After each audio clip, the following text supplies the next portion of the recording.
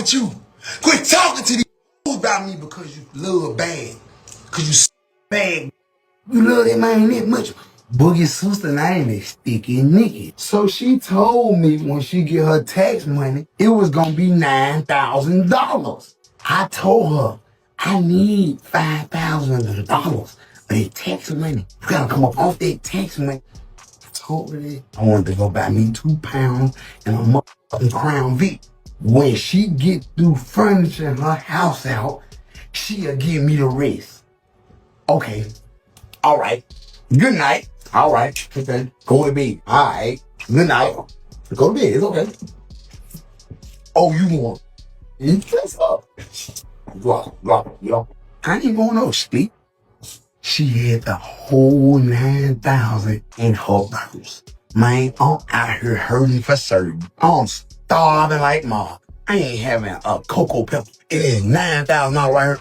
Can understand my mother and marbles. You ain't understand. You trying to let you furnish your house out? You did better off saying, I give it to you when we wake up. I done ate your then. You got $4 to my some more. The furniture.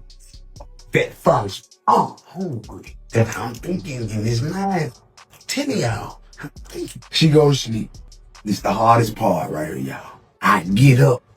I go to the bathroom first. But while I'm going to the bathroom, I'm peeping where the car keys at.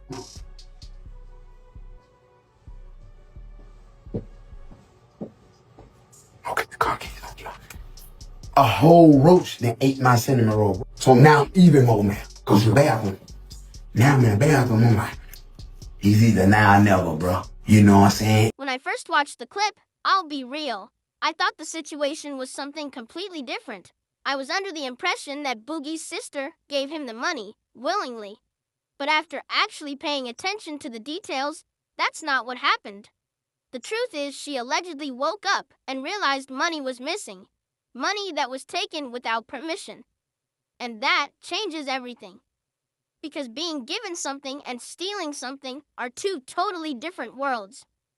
I can't stand a thief, and that's not because I'm heartless. It's actually the opposite.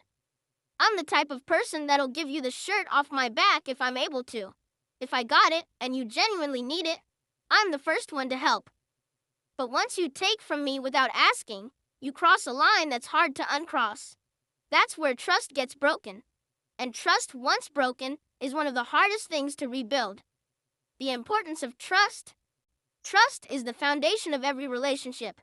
Family, friendships, business, all of it.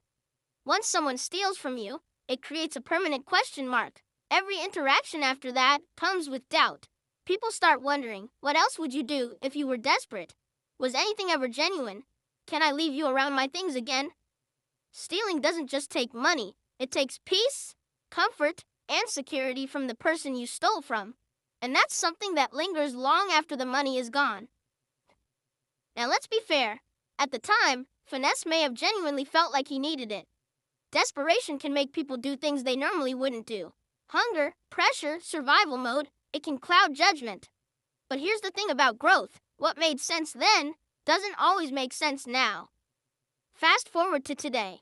Finesse2tymes is no longer in survival mode. He's successful. He's visible. He's financially stable compared to where he once was. So the question becomes, what about now? Have you tried to reach out to that young lady? Have you tried to make it right? Because let's be real, giving someone $10,000 today is not going to hurt a successful rapper the way losing that money hurt her back then. And chances are, she could probably really use it right now. This is one of those rare situations where everybody wins if it's handled the right way. He clears his conscience, fixes an old wrong, and avoids karma circling back later in life. Growth looks good on anyone. She gets closure, respect, and money that was taken from her during a vulnerable moment. The public, they see accountability instead of excuses. But here's where things get tricky. Finesse is controversial, and at this point, it feels like he thrives in chaos. So if this story is true, why even bring it to the internet? What was the reason for speaking on it publicly? And if he did want to tell the story, he didn't have to connect the dots. He didn't have to link the woman to Boogie. He could have told it in a general way, without names, without associations, without dragging anyone else into the spotlight. Some stories don't need full transparency, they need discretion. Once you put it out there, people are going to dissect it, judge it, and pick sides. And now what could have been handled privately turns into content, backlash, and unnecessary tension. That's how you flip a negative into a positive. The solution is actually simple, even if the pride makes it hard. 1. Reach out privately to the woman. 2. Acknowledge the wrong. No excuses, no, but I was broke. 3. Pay her back with interest if you really want to stand on growth. 4. Move on quietly without turning accountability into entertainment. No interviews, no justifications, no drama, just action. Because real growth isn't loud. Real growth doesn't need validation. And real men fix what they broke, even if it happened years ago. At the end of the day, money comes and goes, but character follows you forever. And sometimes the best way to prove you're no longer that person is by going back and correcting the version of you that was. That's how you close chapters. That's how you avoid